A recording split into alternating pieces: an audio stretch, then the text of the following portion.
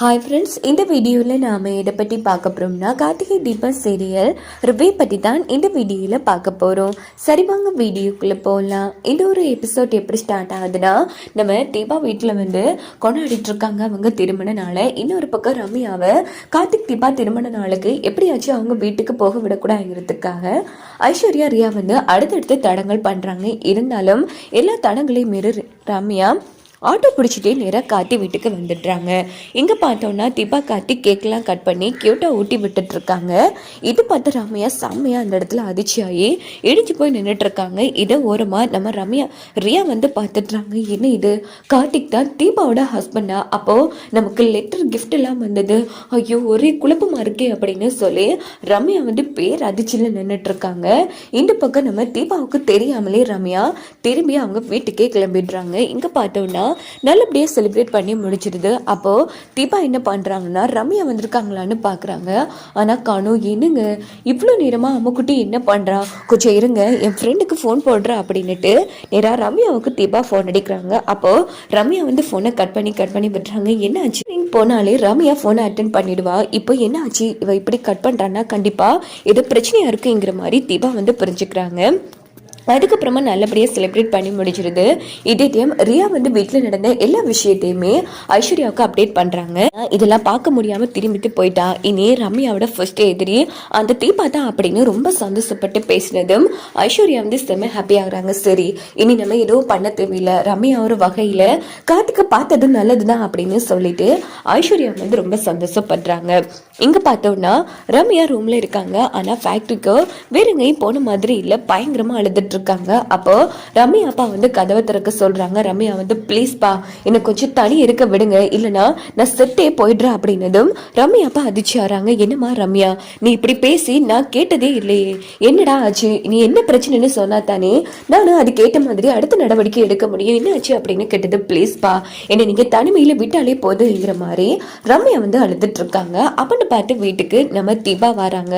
அப்பா அம்முக்குட்டி எங்க, ரொம்ப நேரமா நான் ஃபோன் அடிச்சேன் நேற்று இருந்து, அதுக்கும் என்னோட ஃபங்க்ஷனுக்கு கூட அவ வராம போயிட்டா அப்படின்னதும் என்னமா சொல்ற, உன் ஃபங்க்ஷனுக்கு வரதா சொல்லி அவ ஏழி மார்னிங்கே வந்துட்டாலே, என்னமா பேசிட்டு இருக்க நீ, என்னப்பா சொல்றீங்க, அங்க ரம்யா வரவே இல்லையே அப்படின்னதும் எனக்கு நான் ஒன்றும் புரியுது இல்லம்மா, ரம்யா அழுதுனா பார்த்ததே இல்லை, ரூம்ல அவ்வளோ அழுதுட்டு இருக்கா அப்படின்னதும் உடனே தீபா வந்து ரம்யா கதவை திற, நான் தீபா வந்திருக்கா அப்படின்னதும் உடனே ரம்யா வந்து கண்ணெல்லாம் தொடச்சிட்டு போய் கதவை திறக்கிறாங்க. ரம்யா, உனக்காக நேற்று நாங்கள் இவ்வளோ நேரம் வெயிட் பண்ணிட்டு இருந்தோம் தெரியுமா, அப்பா என்னடா நீ கிளம்பி வந்தேன்னு சொல்றாரு, ஆனால் நீ வீட்டு பக்கமே வரல, ஏய் ஃபங்க்ஷனுக்கு வரணும்னு சொல்லிட்டு என்ன உன்னோட பாய் ஃப்ரெண்டை பார்க்க போயிட்டியா அப்படின்னு தீபா வந்து கலாய்ச்சிட்டு இருக்காங்க. அப்போ ரம்யா வந்து செம்மையா அழுதுட்டு இருக்காங்க. ஏய் ரம்யா, நீ அழுதுனா பார்த்ததே இல்லையே, இங்க பாரு நான் தோத்து போயிட்டேன் தீபா, என்னோட லைஃப்ல ஃபர்ஸ்ட் டைம் தோத்து போயிட்டேன், இந்த தோல்வியை என்னால ஏற்றுக்கொள்ளவே முடியல அப்படின்னதும் தீபா வந்து அதிர்ச்சி ஆறாங்க. ரம்யா எனக்கு புரியல அப்படின்னதும் ஒன்று தெரியுமா, நான் ஆசையா என்னோட ஃப்ரெண்ட் ஃபங்க்ஷனுக்கு போனேன், ஆனா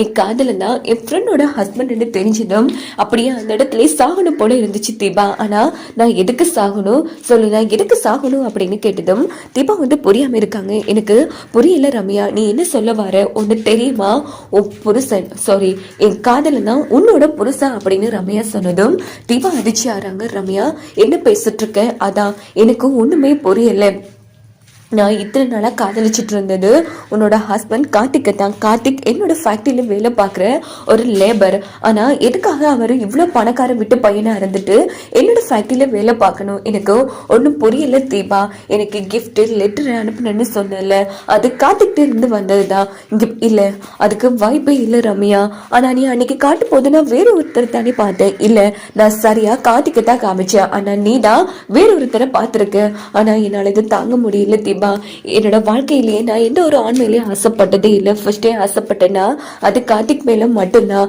எப்போ கார்த்தி என் வாழ்க்கையில இல்லைன்னு ஆயிடுச்சோ இதுக்கப்புறமும் நான் உயிரோட இருக்க மாட்டேன் அப்படின்னு சொல்லிட்டு பக்கத்துல இருந்து கத்தியை வந்து எடுக்கிறாங்க. ரம்யா, அவசரப்படாத ரம்யா, இங்க பாரு கார்த்திக் வந்து என்னோட ஹஸ்பண்ட், அவர் கட்டின தாலி என் கழுத்துல இருக்கு, ஏதோ தெரிஞ்சோ தெரியாமலோ யாரோ உன் வாழ்க்கையில கார்த்திக் சாரை வச்சு விளையாடி இருக்காங்க, பிளீஸ் ரம்யா கத்தியை வந்து ஃபர்ஸ்ட் கீழே போடு அப்படின்னதும் இல்ல தீபா இப்போ நான் காதலிக்கிறவரு உன்னோட ஹஸ்பண்ட்னு தெரிஞ்சுக்கோ. உன்னோட லைஃபை நான் கெடுக்க விரும்பல. அதே மாதிரி என்னோட கார்த்திக் இல்லாம நான் வாழவும் மாட்டேன். ஃபர்ஸ்ட் டைம் என்னோட லைஃப்ல தோத்து போயிட்டேன் தீபா.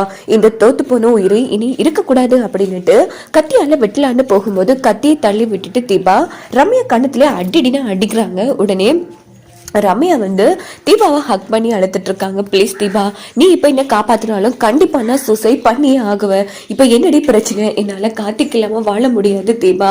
அவ்வளோ ஆழமா கார்த்தி வந்து என்னோட மனசுல பதிஞ்சிட்டாரு. கார்த்திக் இல்லாம என்னால வாழ முடியாது. ஒன்று சொல்லவா, இந்த சொத்து பணம் பதவி எதுவுமே எனக்கு வேணாம். எனக்கு கார்த்திக் மட்டும் போதும் தீபா. இல்லைன்னா இந்த உசுறு வேணாங்கிற மாதிரி பயங்கரமா அழுதுட்டு இருக்காங்க. இப்போ என்ன, கார்த்திக் உனக்கு வேணும் அவ்வளவுதானே, சரி எடுத்துக்கோ அப்படின்னு தீபா சொன்னதும் ரம்யா அதிர்ச்சி ஆறாங்க. தீபா இங்க பாரு, வாழ்க்கையில ஆசைப்பட்டு எதுவுமே கிடைக்கல. அதுவும் ஆசைப்படாம கிடைச்ச ஒரு மிகப்பெரிய பொக்கிஷன் தான் என்னோட ஹஸ்பண்ட். என் ஹஸ்பண்ட் இல்லைன்னா செத்து போயிடுவேன்னு உயிரே கொடுக்குற அளவுக்கு போயிட்டேன். அதை விட எனக்கு என்னடி வேணும்? என்னோட ஹஸ்பண்டை என் மனசுல சுமந்து நான் அவரோட நினைப்பிலேயே வாழ்ந்துட்டு போறேன். ஆனா உன் உயிர் என் கண் முன்னாடி போறது என்னால தாங்க முடியாது. அது மட்டும் இல்லாம உனக்கு கல்யாணம் பண்ணி வைக்கிறதா உங்க அப்பாவுக்கு ப்ராமிஸ் பண்ணி கொடுத்துருக்கேன். எப்பவுமே கொடுத்த வாக்க மீற பழக்கம் எனக்கு கிடையாது. அம்மா அப்பா அப்படி வளர்க்கவும் இல்லை ரம்யா. இனி கார்த்திக் வந்து உனக்கு தான் அப்படின்னு சொன்னதும் ரம்யா வந்து செம்மையா ஹாப்பி ஆகுவாங்க. இப்படித்தான் வரக்கூடிய கதைகளை கொண்டு போக வாய்ப்புகள்.